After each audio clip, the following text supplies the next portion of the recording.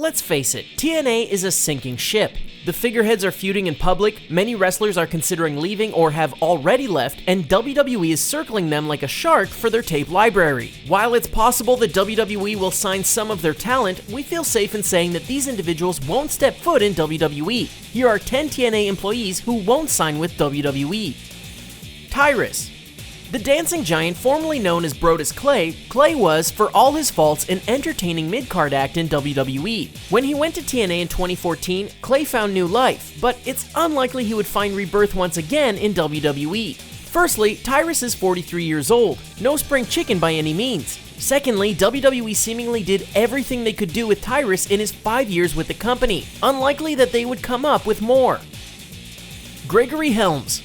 WWE's former resident superhero, Gregory Helms was definitely one of the more memorable light heavyweights from the company's past. There are, however, quite a few reasons why this TNA star wouldn't be rehired by WWE. Helms was released by the company in 2010 for his involvement in a drunken fight involving Chris Jericho and others in a cab that they were sharing. While Y2J might get away with it because he's a gift, Helms would have no such luck. Along with the fact that Helms is no longer an in-ring performer, there's little chance that we'll see him back in WWE.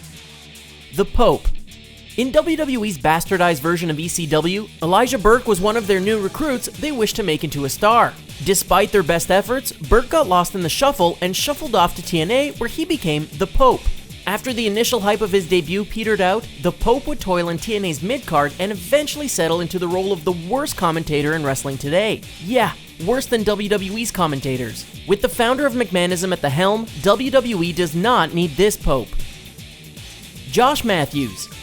Who the hell does Josh Matthews think he is? Introduced to WWE audiences way back on the first season of Tough Enough, Matthews would transition from the ring to the commentary booth and to social media. Speaking of which, Matthews spends most of his time on there insulting fans, bashing the WWE, and perhaps most infamously, insulting Jim Ross. Seeing as how WWE is filled with commentators at the moment, WWE fans do not need Josh Matthews. Maria Kanellis.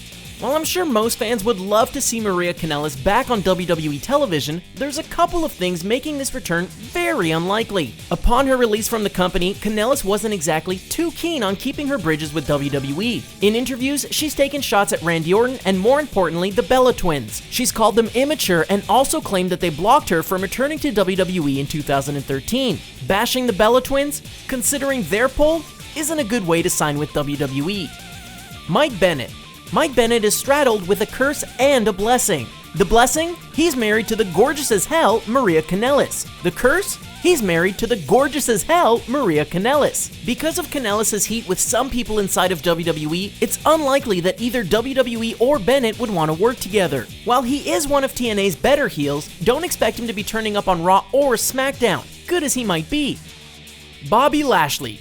Once upon a time in the late 2000s, Bobby Lashley was primed to be a huge star in WWE for years to come. He had the chiseled look that the company loves and the amateur wrestling credentials to go with it. Lashley would leave the WWE in 2008 to pursue an MMA career, and that's why Lashley won't return to WWE. His current deal with TNA allows him to fight in MMA as well as wrestle. Fat chance WWE allows that to happen.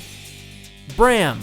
As intimidating and talented as big man Bram is, there's not a chance that he returns to WWE. Firstly, there are arrests. Bram was first arrested in 2011 for driving under the influence and once again in 2013 for assaulting a police officer while drunk. That last one was the one that caused him to be released from the WWE in the first place. Also, while their divorce may have been friendly, Bram and his ex, Charlotte, may not want to work in the same company. Total Divas is a thing though.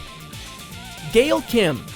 While Mickie James might have recently returned to the WWE, we feel confident in saying that Gail Kim will not make any such return. Kim has had 2 previous stints with the WWE, both of which where the company failed to utilize her talents properly. Her second time especially was bad, as Kim, upon her release, stated that she felt the company was holding her and other female talent back. Kim is a highly successful wrestler and is married to celebrity chef Robert Irvine. She doesn't need WWE's crappy creative. Abyss. To think that this guy almost feuded with The Undertaker at WrestleMania 23. Back in 2006, TNA's longest tenured performer, Abyss, was offered a deal with WWE. Shockingly, Abyss turned down the offer to stay in Dixie Carter's organization. Given Vince McMahon's disdain for ex-TNA performers, it's almost an impossibility that McMahon would want to sign a man who rebuffed him years earlier to stay in TNA. And that's it for our list. Which one of these talents do you wish WWE would actually sign? Let us know in the comment section below, and don't forget to like this video, share it, and subscribe to TheSportster for more awesome videos. See ya!